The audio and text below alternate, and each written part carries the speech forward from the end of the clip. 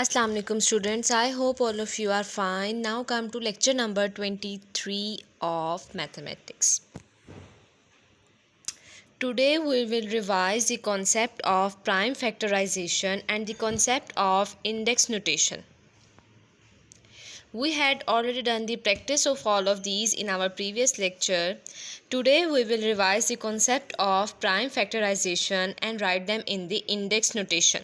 Look at this. First of all, we have to find the prime factorization of this 64. सबसे पहले हम लोग prime factorisation find करेंगे किसकी 64 की.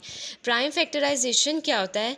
किसी भी नंबर्स को उसके प्राइम फैक्टर पे जो हम लोग ब्रेक डाउन करते हैं, it is called the prime factorisation. To find the prime factors of 64, we will find it as, look at this, 64 to के टेबल पे कहाँ पर आता है? सबसे पहले हम लोग यहाँ पे सिर्फ प्राइम नंबर्स यूज़ करेंगे. 2, 3, 5, 7, the numbers that have only two factors 1 and itself. Now look at this 64, last में इसमें क्या है? 4 इज़ एन इवन नंबर, तो इसका मतलब ये नंबर डिविजिबल है 2 पर. तो सबसे पहले हम इसको 2 पे डिवाइड करेंगे. 64 2 के टेबल में कहाँ पे आता है? 32 पर. उसके बाद हम लोग 64 को छोड़ देंगे. अब हम 32 को करेंगे. 32 2 के टेबल पे कहाँ पर आता है? 16 पर. इसी तरह 2 के टेबल में 16 कहाँ पर आता है? 8 पर. और 2 के टेबल में 8 कहाँ पर आता है? 4 पर. और 2 1 ज़ा 2.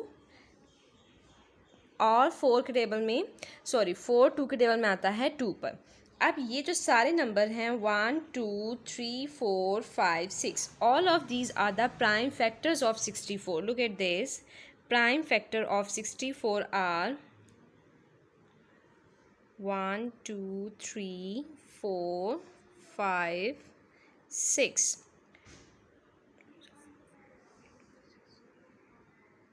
Okay, now look at this. यहाँ पे सबसे पहले हमने 64 के प्राइम फैक्टर्स फाइंड कर लिए हैं. अब आप लोग देखो, इसमें हमने देखना है कि 2 अकर्स हाउ मैनी टाइम, कितनी दफ़ा 2 जो है वो रिपीट हुआ है. 1 2 3 4 5 6. तो इंडेक्स नोटेशन में हम इसको किस तरह से लिखेंगे? 2 की पावर 6. मीन जितनी दफ़ा वो नंबर रिपीट होता है हम उसकी पावर में उतने वो लिख देते हैं नंबर. जिस तरह अगर 2 5 टाइम्स रिपीट हुआ होता तो हम लोग लिख देते हैं 2 की power 5. Find the prime factorization of 65 and write your answer in the index notation. Same as it is. First of all, we have to find the prime factors of 65. अब यहाँ पे देखो, इसके वंस प्लेस वैल्यू पे क्या आया है? 5. अगर किसी भी नंबर की वंस प्लेस वैल्यू पे 5 आया होता है, it mean that this number is divisible by 5. तो यहाँ पर 5 पे कहाँ पे आएगा? 5 1 ज़ा 5 एंड 5 3 ज़ा 15.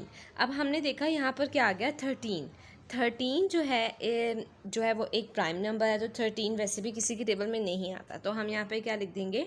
13 1 ज़ा 13. अब आप देखो इसके प्राइम फैक्टर्स क्या हैं?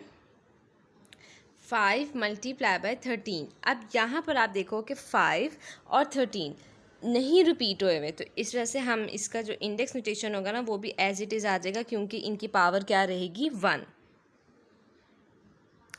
Write in index notation. What you have to do is just you have to write these prime factors in index notation. हम लोगों ने देखना है, हमने काउंट करना है. सबसे पहले हमने यहाँ पे देख लिया, यहाँ पर 2 लिखा हुआ है. सबसे पहले हमने 2 लिख दिया. अब हम 2 को काउंट करेंगे कितनी टाइम रिपीट हुआ है. 1 2 3 4 5 6.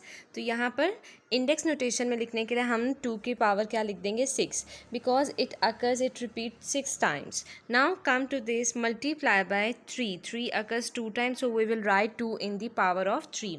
Now come to this 3. सबसे पहले हमने 3 लिखना है, हमने इसको काउंट करना है. 1 2 3 कितने टाइम्स रिपीट हुआ हुआ है? 3 टाइम्स. Multiply by 5. अब हम काउंट करेंगे 5 कितने टाइम रिपीट हुआ हुआ है? 1 2 3. तो हम लोग 5 की पावर भी क्या लिख देंगे? 3. Now come to 2 multiply by 5 multiply by 7. Now we have to count them. 1 2 3 4. तो यहाँ पर क्या आ जाएगा? 4. 1 2 3. तो 5 की पावर क्या आ जाएगी? 3, because it repeats 3 times. Now come to 7 1 2. तो यहाँ पर पावर क्या आ जाएगी? 2. So this is the your lecture. You have to find prime factorization and then you have to write it index notation. I hope all of you understand this. Take care. Goodbye.